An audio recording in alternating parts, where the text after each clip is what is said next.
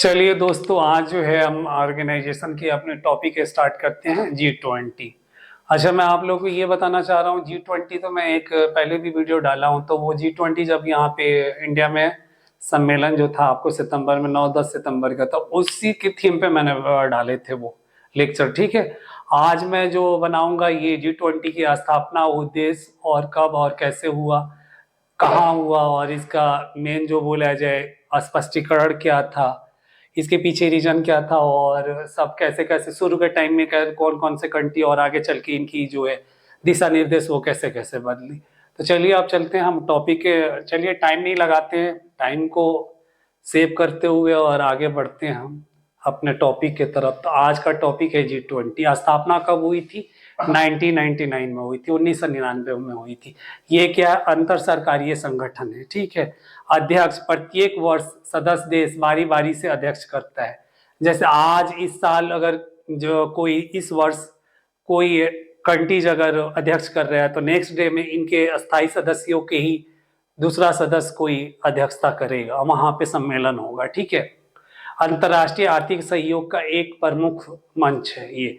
आर्थिक सहयोग मतलब यहाँ पे ट्रेड एंड कॉमर्स का इकोनॉमिकल्स ग्रोथ और इकोनॉमिकल्स कोऑपरेशन की बात कही जाती है।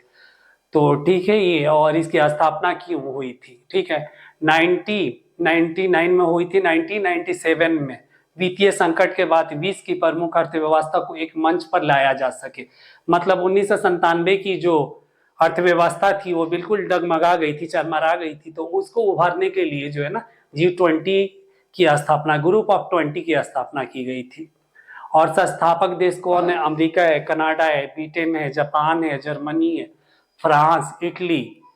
इसमें आपको India, Argentina, Australia, Brazil, Canada, चीन, यूरोपियन यूनियन की कंट्रीज हैं, फ्रांस, जर्मनी, रूस, सऊदी अरबिया। खाड़ी देश में मिडिल ईस्ट के, पश्चिमी एशिया और खाड़ी देश में आप आ जाइए, इसमें है आपको सऊदी अरबिया। दक्षिणी उधर में आप साउथ में चले जाइए, साउथ अमेरिका में दक्षिणी अफ्रीका हो गया, कोरिया हो गया, तुर्की हो गया, यूनाइटेड किंगडम हो गया और अमेरिका। यूएस भी जो है ना, मेन जो G20 का स्थापना का मेन उद्देश्य और जो नींव रखा था वो अमेरिका और यूरोपियन यूनियन के कंट्रीज ने मिलकर बनाए थे। और इसमें ये सब सदस्य एक बाई एक ऑटोमेटिक एक एक करके सदस्य देश बनते गए। और G20 का सम्मेलन अभी आपको पता ही है कि यहाँ पे इंडिया में हुआ था। IMF, अच्छा G20 का सम्मेलन होता है, वहाँ IMF की चेयरमैन और वर्ल्ड बैंक के चेयरमैन जरूर जानते हैं। और IMF G20 के जो है ना, आपको बोला जाए इकोनॉमिकल ग्रोथ के लिए जो फाइनेंस, जो कर्ज देती है वो कौन देता है? IMF और वर्ल्ड बैंक दोनों देती है सदस्य देशों के। ठीक ना, कि इनकी निर्यात जो है ना, आयात निर्यात और इकोनॉमिकल ग्रोथ, और वहाँ हर देश की कंट्री की जो है ना दिशा दशा जो है ना, दिशा निर्देश और दशा दोनों सुधरे। ठीक, तो ये रहा आपको। और G20 सम्मेलन औपचारिक रूप से वित्तीय बाजारों और विश्व अर्थव्यवस्था पर शिखर सम्मेलन, summit of financial market and the world economic के रूप में किया जाता है। मैंने आपको बोला तो किया जाता है यहाँ पे। और इकोनॉमिकल ग्रोथ की ये बात होती है, फाइनेंस में कहीं वित्त क्राइसिस हो गया या किसी कंट्री में विकासशील देश हो गए या अल्प विकसित देश हो गए, तो उनकी भी बात, उन कंट्रीज की भी बात की जाती है और उन कंट्री के लोगों को आमंत्रित करके बुलाया भी जाता है सम्मेलन में। जैसे पिछले साल जो है आपको इंडिया में सम्मेलन होना था, और जो है आपको बोले इंडोनेशिया में इस साल होना था, तो इंडिया और इंडोनेशिया ने अदला बदली कर दिया। पिछले साल जो है ना आपको इंडोनेशिया में जकार्ता में इसका सम्मेलन जो वहां पे बोला जाए आपको इंडोनेशिया में, तो वहां पे सम्मेलन हुआ। और इस बार इंडिया के कई शहरों में हुआ, जैसे आपने देखा होगा लखनऊ हुआ, आपको वाराणसी, बनारस बोला जाए आपको, या कोलकाता में, और फिर दिल्ली में हुआ, आपको श्रीनगर में हुआ। तो कई जगह पे ये सम्मेलन चलते रहे आर्थिक दिशा निर्देशों के लिए। ठीक, और विशेषताएं आ जाइए, मैंने आपको बोला ना कि विशेषता के बारे में भी। तो इसमें G20 का कोई अध्यक्ष नहीं होता, प्रत्येक वर्ष वार्षिक शिखर सम्मेलन होता है और बारी बारी से सदस्य देश इसकी अध्यक्षता मेजबानी करता है।